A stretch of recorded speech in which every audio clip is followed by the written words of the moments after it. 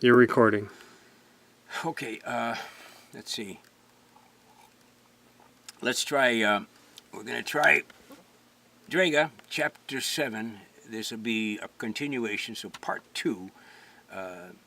Draggah 27, Part 2.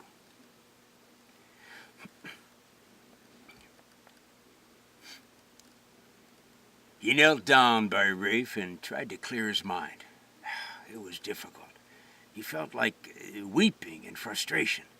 He was angry at Lexi for leaving him when he needed her most, and angry at himself for not making her feel like being with him was a safe place. He wanted to find her and beg her to stay. He needed to let her know that he would change, that he could include her in his decisions and not act so impulsively. He wanted to send the Rogu to bring her back to him, but that was exactly the kind of arrogant abuse of power that had driven her away. He put his hand on Rafe's bare arm. The skin was hot and feverish. Tiberius realized his friend was worse off than he had thought. Whatever Oliva had given him was masking the seriousness of his condition. Tiberius tried to clear his mind again. He focused on the words of the spell, bracing himself mentally for the power of the magic. Asias penetralis de primo sano crudus viscus he... Oh, he said quietly. Okay.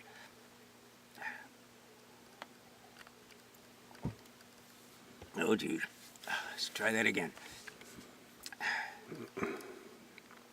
Asias penetralis de primo sano crudus viscus, he said quietly.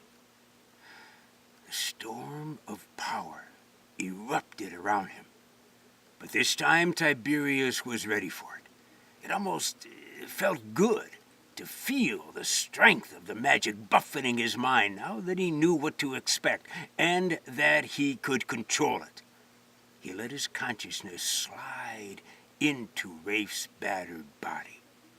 He could feel the aches and bruises from the previous night's battle. Rafe's chest was bruised, his forehead aching from the headbutt he delivered, and his shoulder was so painful that Tiberius was scared to move forward with the spell. He knew the corporeus adfectus would transfer Rafe's pain to Tiberius. The thought was a little like the idea of plunging his own hand into a smith's forge. It took Tiberius several minutes to work up the courage. Okay.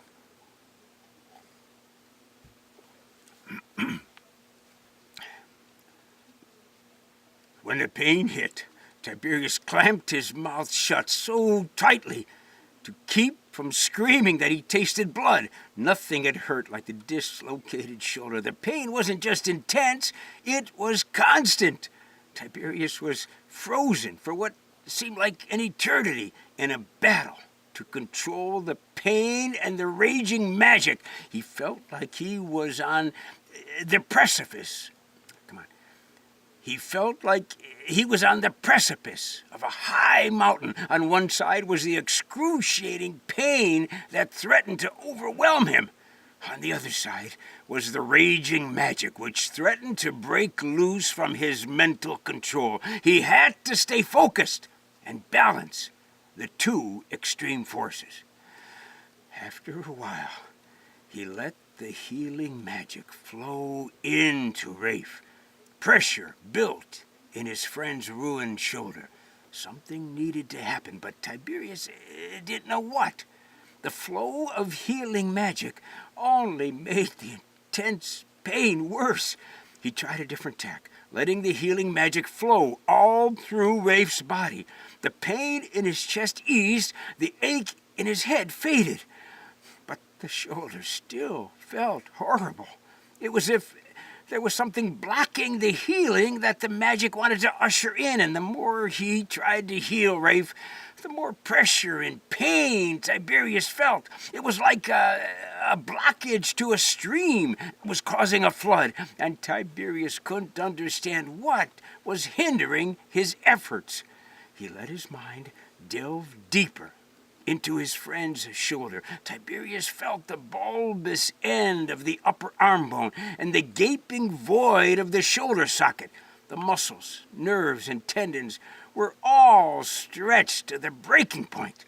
Some of the ligaments and sinew had torn apart during the injury, and Tiberius could feel his magic pulling them back together, wanting to complete the healing process, but they were too far apart. Tiberius thought at first that he could magically grow the torn flesh so that it could heal, but then he realized if he did, it would leave Rafe crippled.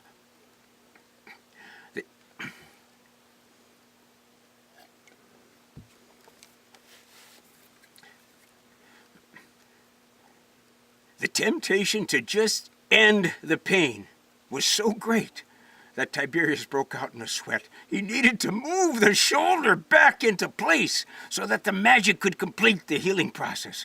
Tiberius tried to move his friend's arm, but the pain flared to such an extent that Tiberius nearly swooned. He was breathing heavy.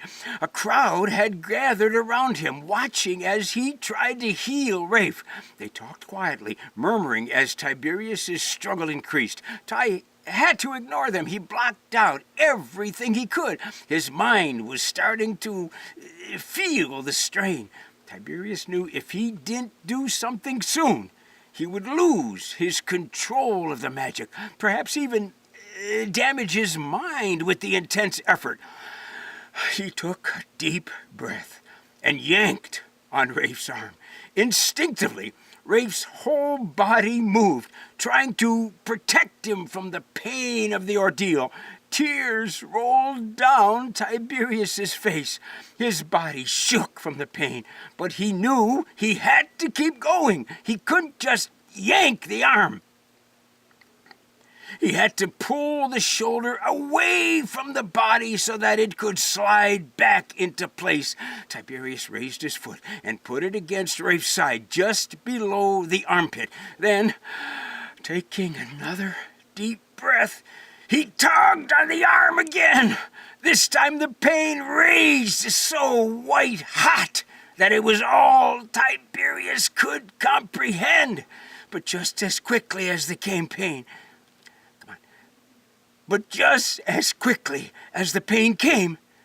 it also began to fade.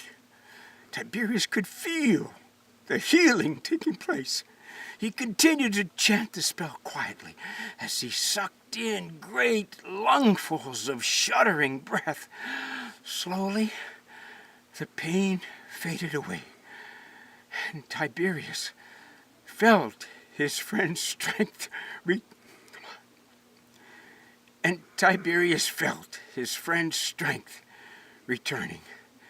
He let the magic go, ending the spell and savoring the final pull of the magical power slip away like a gust of wind. When Tiberius opened his eyes a few minutes later, he saw bright silvery flecks of light around the perimeter of his vision. Almost the entire tribe